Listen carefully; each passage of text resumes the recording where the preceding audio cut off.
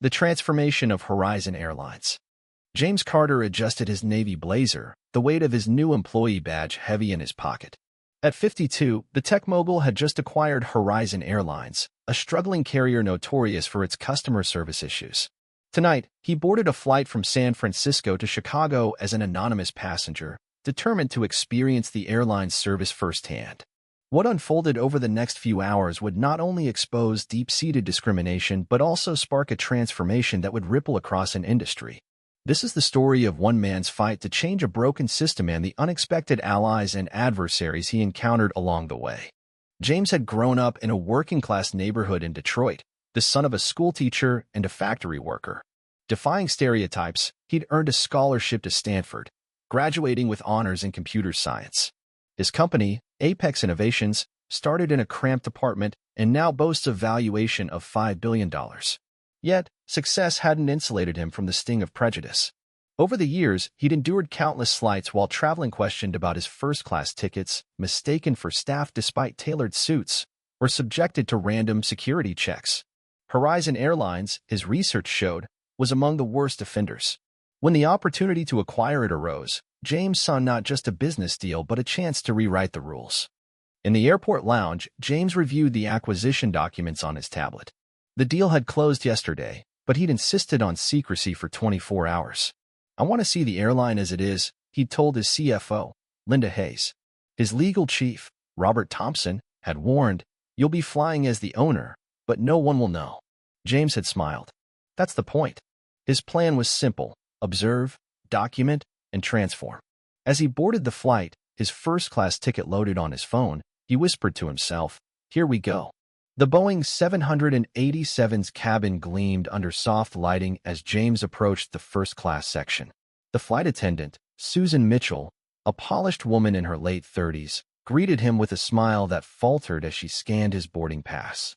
"May I see your ID, sir?" she asked, her tone clipped.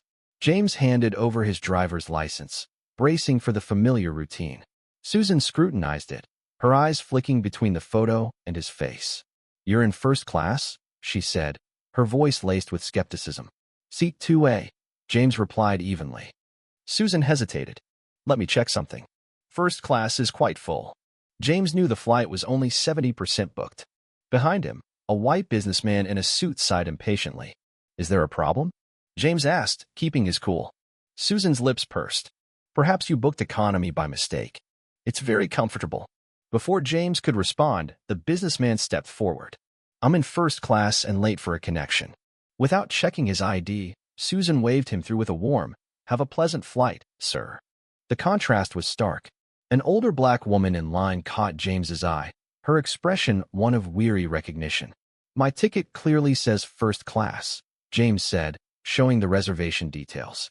Susan's smile tightened. "I'll get my supervisor." Moments later, Michael Rogers, a supervisor with a receding hairline, appeared. "What's the issue?" he asked Susan, ignoring James. "This gentleman believes he has a first-class ticket," she said, emphasizing believes. Michael glanced at James's phone. "These tickets are expensive. Maybe there was a mix-up. Did you win this through a promotion?" James's jaw clenched. "No mix-up. I bought this ticket outright, as I do weekly for business." Michael and Susan exchanged glances. "To avoid disappointment, why don't you take an economy seat for now?" Michael suggested. James looked at the first-class cabin, where white passengers settled in without scrutiny. He could fight this, but it would delay the flight. "Fine," he said, "but this will be resolved." As he headed to the economy, Susan's relieved smile for Michael didn't escape him. In the cramped economy seat, James opened his phone's notes app, documenting every detail: names, times, exact words. Memories flooded back off the high school counselor who dismissed his Ivy League dreams, the professor who questioned his work's authenticity, the realtor who steered him to suitable neighborhoods despite his wealth. A young black flight attendant, David Harris, approached, stowing bags nearby. He did a double take. "Excuse me, sir, are you James Carter from Apex Innovations?" James nodded, surprised. "I saw you speak at a tech conference," David said, eyes bright. "Your talk on inclusive tech inspired me to finish my degree. But shouldn't you be in first class?" James sighed. There was a mix-up at boarding. David's face darkened. "Let me fix this, Mr. Carter." Before James could protest, David strode to the front, engaging Susan in a heated exchange. Passengers craned their necks, sensing drama. Susan glanced at James, her posture defensive. David returned with Susan and a senior crew member. "Mr. Carter," David said, "there's been a misunderstanding. You're confirmed for first class." Susan's smile was strained. "What was unclear about my boarding pass?" James asked coolly. The senior crew member apologized and offered to escort him. James made a split-second decision. Reaching into his pocket, he pulled out his Horizon Airlines CEO badge. "This should clarify things," he said, handing it to Susan. Her face paled. "You're the CEO?" she stammered. "As of yesterday," James confirmed. "I booked this flight to experience our service firsthand." Whispers erupted in the cabin. Passengers pulled out their phones, some filming. David's jaw dropped, then curved into a grin. Susan's hands trembled. "I'll need the names of all staff involved in boarding," James said, retrieving his badge. As he settled into seat 2A, the first-class cabin fell silent, passengers avoiding his gaze. After takeoff, Susan approached, her voice shaky. "Mr. Carter, I'm so sorry for the misunderstanding." James met her eyes. "Was it a misunderstanding, Ms. Mitchell, or an assumption?" She faltered. "It's protocol to verify seating." James raised an eyebrow. "I noticed other first-class passengers boarded without ID checks." Susan flushed. "I'd like to meet the captain and senior crew in the galley," James said. She nodded and retreated, whispering urgently to colleagues.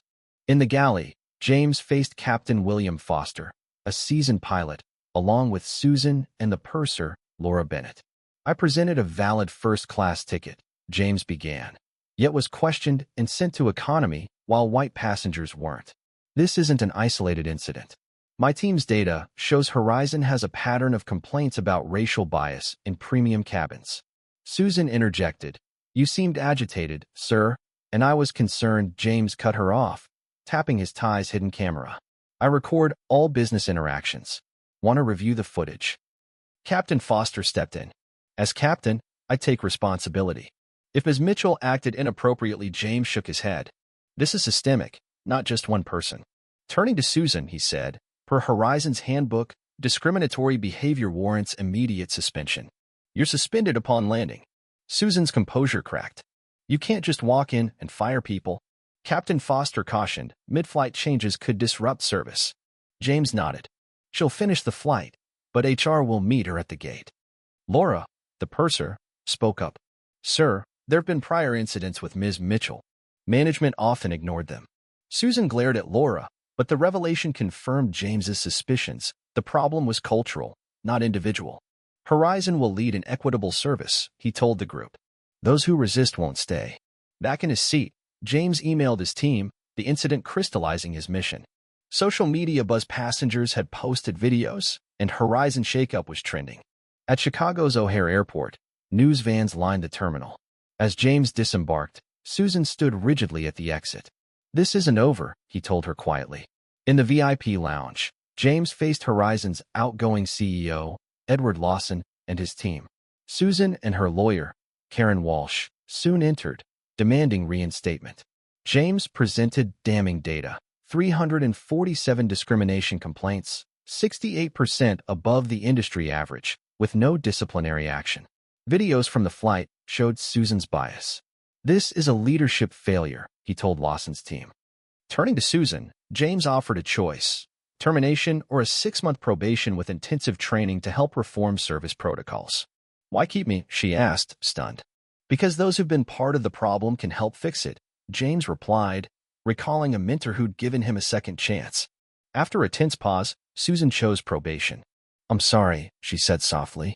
James announced sweeping changes: policy reviews, mandatory training, a transparent complaint system, and a diversity council.